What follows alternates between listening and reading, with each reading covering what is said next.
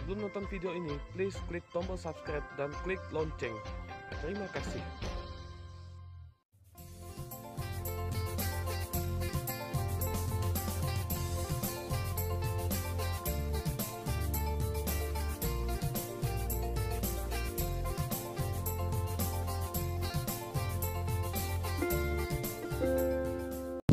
Oke, aduh Kak Talino paculmin Kak Surga Basengat Kak Jubata. Arus. Kali ini saya mendatangi sebuah kediaman seorang yang lumayan hebat lah. Kalau bagi saya sih lumayan sangat saya kagumi. Nah, penasaran? Ini rumahnya. Pasti udah tahu kan? Ini rumah siapa?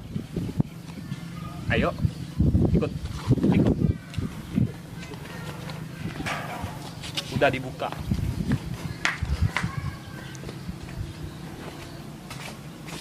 Halo. Nah, kebetulan ada di rumah orangnya ini. Nah, ini abang kita yang sukses, sari ganteng ini. Pokoknya udah oke lah, pasti semua udah kenal. Ayo, izinkan masuk. Apa kabar nih? Baik. Gimana kabar kamu? Baik.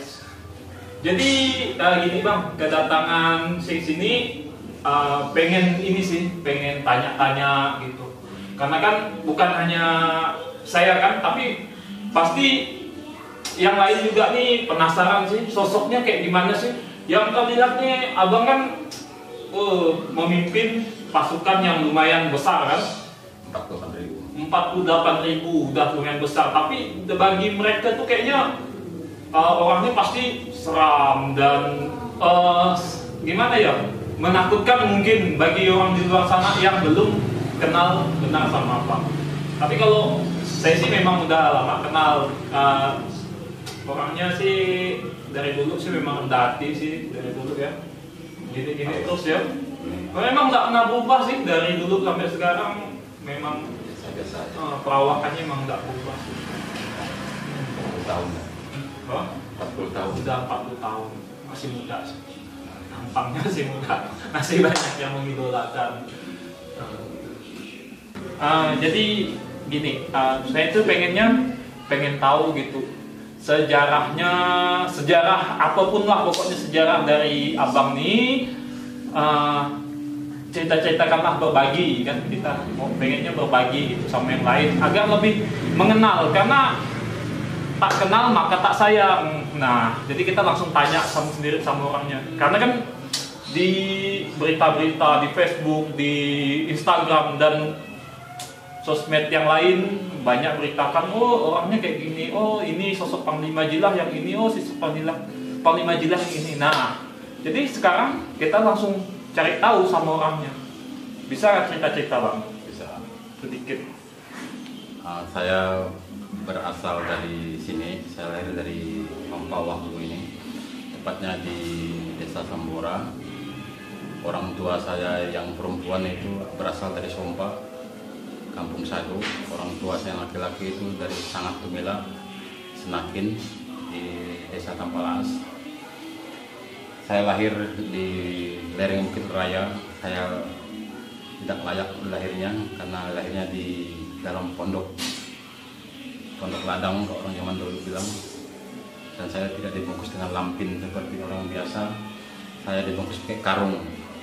3 hari baru diketahui orang kampung mama saya melahirkan saya. Saya lahir malam Jumat jam 1 malam 1980, tanggal 19 Agustus 08. Jadi 1980, satunya tetap di depan. Tahun kera emas saya. Dan saya satu-satunya mungkin manusia yang beruntung karena angka saya itu terurut 1980, jam 1 malam, tanggal 19 bulan 8. Itu semua udah Jubata yang masih saya dari lahir soalnya. Dan saya digelar jilah ini karena saya dari kecil memang saya gagap orangnya, tidak bisa ngomong dengan orang ramai, lidah saya keluar, perut saya besar. Dan kalau kalian ketemu sama saya yakin kalian tidak akan suka dengan raut wajah saya karena lidah saya keluar. Kalau ngomong itu bahasa Dayak Akanayan itu maaf, gagap bahasa orang. Saya komunikasi dengan orang itu harus mukul badan saya sendiri, baru saya bisa ngomong. Tapi itu dulu. Tapi di Batam berkehendak lain, akhirnya saya bisa berbicara dengan semua orang. Setelah saya sudah tinggal di kampung ini, dulu kan di bawah daerah Bukit Raya, akhirnya saya bisa berbahasa yang lancar, berbahasa Indonesia yang lancar itu umur 11 tahun. Sedih sih, karena tantangan saya setiap hari orang hina, orang caci, ya karena raut wajah saya. Tapi sekarang sudah jadi orang ganteng. Nah, ini juga kan sekarang udah digelar sebagai Panglima. Memang bukan gelar, sekedar gelar, tapi benar-benar dilantik secara adat. Nah, jadi itu yang didapat selama ini apakah berguru atau memang bagaimana gitu. Jadi kalau memang boleh diceritakan sedikit, ya silahkan. Kalau seorang panglima, kalau dia berguru, dia tidak layak disebut panglima. Kalau dia bertapa, dia pun tidak layak disebut panglima karena dia masih mencari, artinya belum mendapatkan. Kalau dia berguru, artinya dia masih mencari juga, berarti dia belum mendapatkan. Seorang panglima itu, dia itu semacam ilham, ditemukan sejak dari lahir, dari kandungan.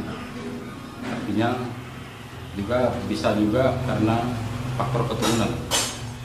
Saya semuanya itu dari lahir pun saya punya faktor juga keturunan, karena kakek saya juga dikenal dengan para panglima Dayak dulunya di zaman kerajaan Bangku Dayak.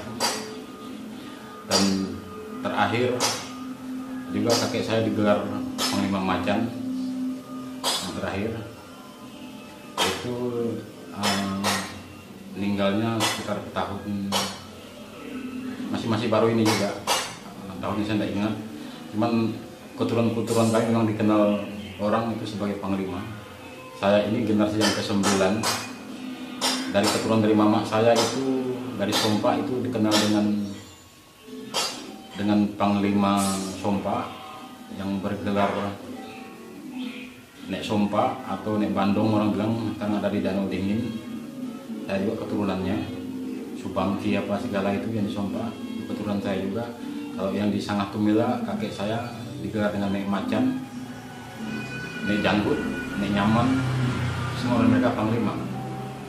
Dan saya, kalau secara keturunan saya, ya keturunan mereka, saya layak. Dan secara prestasi, saya juga layak seperti itu. Secara prestasi, saya melebihi dari panglima. Saya banyak. Jadi sekarang kan udah banyak sekali pasukan yang sudah abang bentuk ya.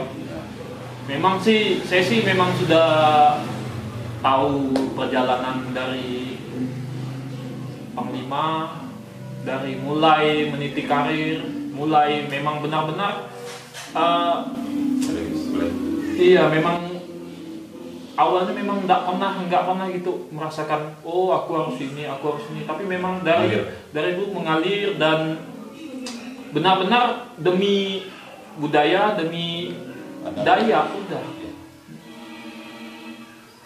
Saya itu sebenarnya banyak orang yang tidak percaya, karena orang lihat dari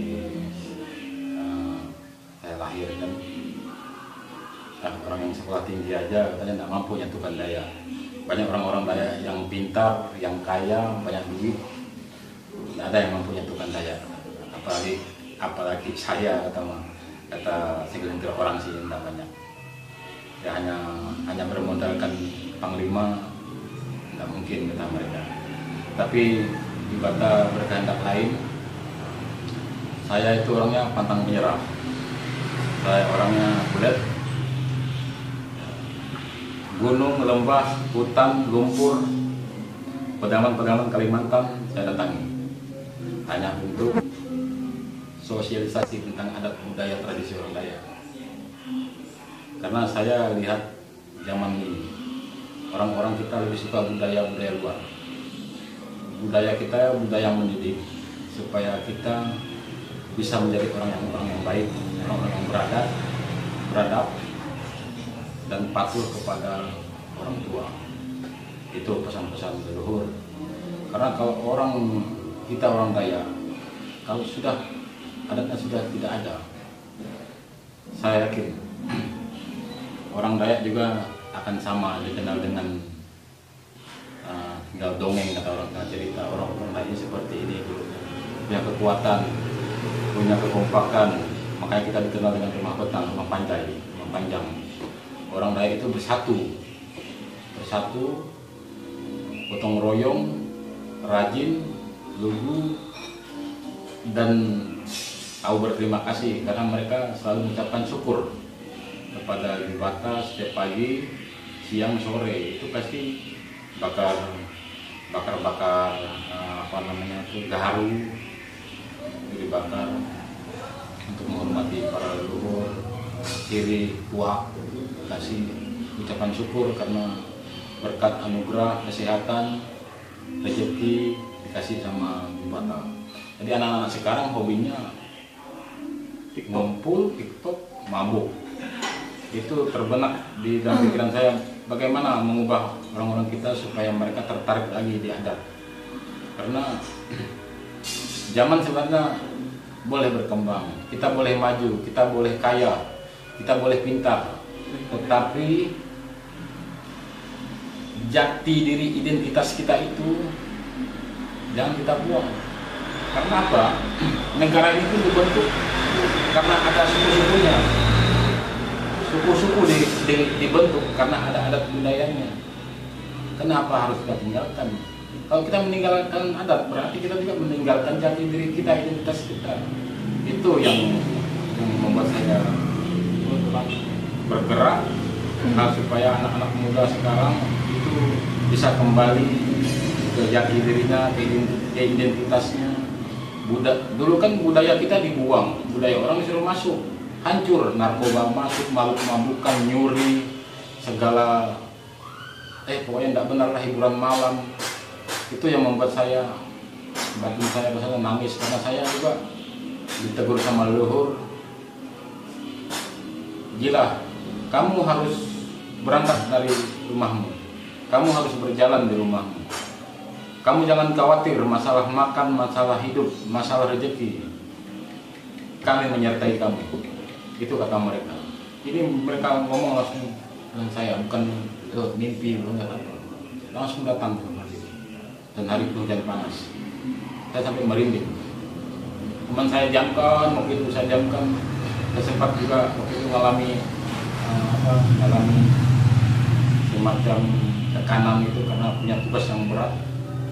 Orang hanya sebesar saya yang tidak punya sekolah tinggi, yang tidak punya kemampuan finansial apa segala untuk menyajukan karya, rasanya berat juga kan. Karena banyak orang Dayak yang kaya, yang pintar-pintar itu nggak mampu. Karena saya bergelar Pangalok itu karena saya punya saya punya tujuan. Kedua, saya mampu menyatukan orang Dayak. Ketiga, saya mampu menghidupkan adat budaya tradisi. Keempat, saya mampu membela orang-orang Dayak yang tertindas. Kelima, saya mampu memperjuangkan tanah-tanah adat. Keenam, saya eksis di adat dan budaya tradisi. Gitu. Ya memang pertama, memang ini sejarah pertama ada satu orang yang dapat menyatukan puluhan ribu. Nah, puluhan ribu ini anggota ratusan ribu massa. Yang ini yang mungkin memang benar-benar terdaftar dalam pasukan, tapi masih banyak orang-orang yang lain yang belum termasuk dalam pasukan yang juga tergerak hatinya untuk bersatu. Nah, ini memang sejarah pertama. Intinya begini, kalau kita mau berbuat baik, kita jangan menghitung seberapa besar pengorbanan kita. Kita jangan menghitung seberapa capek kita, seberapa uang kita keluar. Akhirnya kita hitung-hitungan dengan semuanya itu. Jika sesuatu itu sudah terbentuk, akhirnya kita menghitung uang kita yang keluar.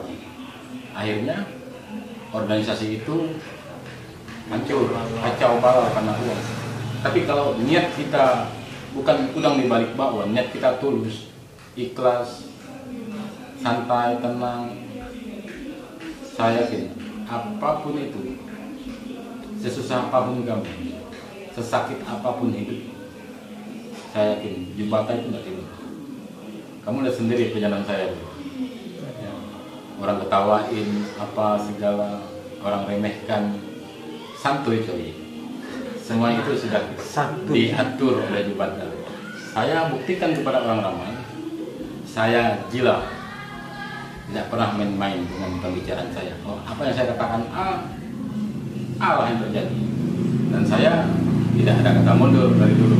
Betul, Andika? Oh, betul, sangat betul. Karena memang sudah tahu lah pokoknya perjuangannya dari awal gimana. Jadi udah saya kalau pribadi sudah tidak meragukan lagi. Nah, ini juga sih. Kalau dulu kita lihat kan pasti kalau khususnya orang-orang Dayak udah tahu dulunya memang anak-anak muda, khususnya anak-anak muda Dayak ini benar-benar malu, kayak saya malu gitu kan, mengakui dirinya Dayak. Tapi sekarang ya kita lihat sendiri semangat mereka udah lumayan besar. Bagaimana pendapat abang atau ada cerita-cerita apa gitu mengenai itu? Saya berpesan kepada anak-anak muda di zaman milenial ini, dimanapun kamu berada, mau tinggal di negara apapun kamu berada, jangan malu dengan jati dirimu. Apapun statusmu, apapun gelarmu, apapun pangkatmu, apapun pekerjaanmu, dicat warna apapun kulitmu, dicat warna apapun rambutmu, darahmu tidak bisa kamu buang, tetap darahmu. Kamu darah Dayak. Karena ibu yang melahirkanmu itu orang Dayak. Jangan malu dengan identitas jati dirimu. Seharusnya kamu bangga dengan identitas jati dirimu. Karena kalau kamu pergi ke negara lain, akan kamu lihatkan kamu berasal dari mana? Dari negara Indonesia. Suku apa? Suku Dayak. Seperti apa budayanya? Kamu jawab apa? Kan pasti orang tanya. Tapi jika kamu mempertahankan itu semua, saya yakin tidak ada yang tidak baik. Adat itu mengatur kita untuk hidup tidak semena-mena, hidup beradab. Jadi adat itu ada dua, adat dan beradab Adat ini dibuat supaya orang tidak melanggar. Ya. Kalau tidak beradat, tanah orang tanah kita, istri orang istri kita, hak orang hak kita. Tapi adat yang mengaturnya supaya kita tidak semena-mena. Adat dibuat supaya mengatur manusia supaya hidup baik adanya. Beradat itu peribahasa kita. Kita lewat dengan orang tua permisi, kasih senyuman, kasih sapaan, itu menandakan kita orang yang beradat. Jadi adat ini leluhur kita buat supaya kita menjadi orang baik, bukan menjadi orang yang arogan, pemabuk, pembohong, penipu, pencuri, pemarah,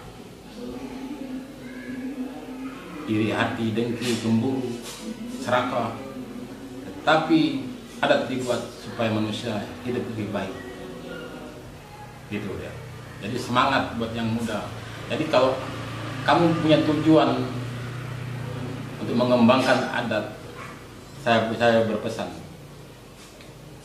jangan ada udang di balik bakwan, jangan mencari keuntungan untuk diri sendiri. Saya berangkat dari niat yang baik, mulai dari kampung Sambora ini saya berangkat. sampai ke pelosok Kalimantan, kemana yang tidak saya mungkin tidak semua saya datangi, tetapi 50% Kalimantan ini udah saya datangi. Karena saya mau pakai perahu, mau pakai jalan kaki, mau naik gunung, mau pakai motor, mau pakai mobil, ayo, saya siap. Asalkan kalian yang saya datangi harus betul-betul mau beradab dan beradat. Karena orang yang beradat dan beradat itu harus punya hati yang luhur, punya jiwa yang luhur, bukan punya niat yang bukan-bukan supaya terkenal, supaya eksis. Sekarang banyak anak-anak muda hanya yang numpang-numpang tenar, foto mereka, kurang daya ini, tapi keseharian mereka itu bohong, mereka tidak beradat.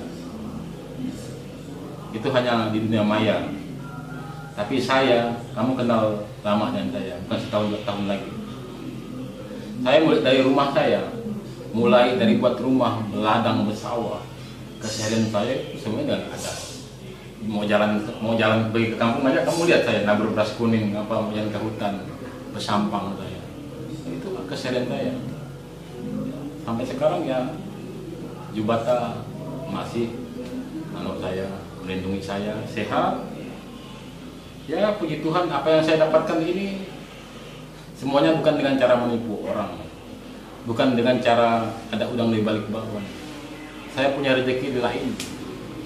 Saya yakin kita yang punya niat hati yang tulus, punya keikhlasan, punya kemauan, punya semangat yang menggebu-gebu demi kebaikan, saya yakin hasilnya pun akan luar biasa. Saya sudah menerima manfaatnya. Itu semuanya anugerah buat saya. Nah, jadi kita dibolehkan untuk melihat-lihat tempat telantarnya Panglima Jilah. Yuk, ikutin.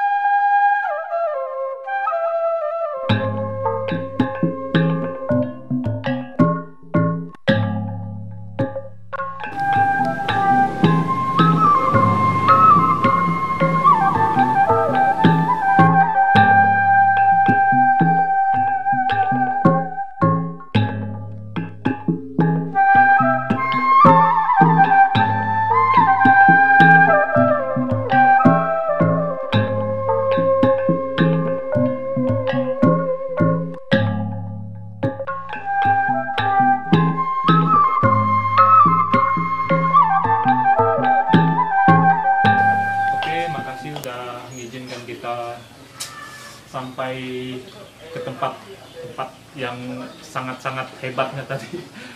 Sebenarnya masih ada lagi Bang ya?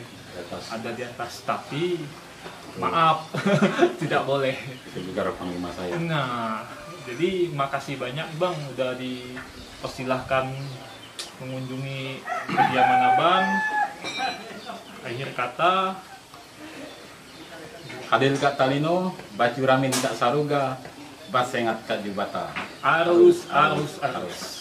Banyak ganteng.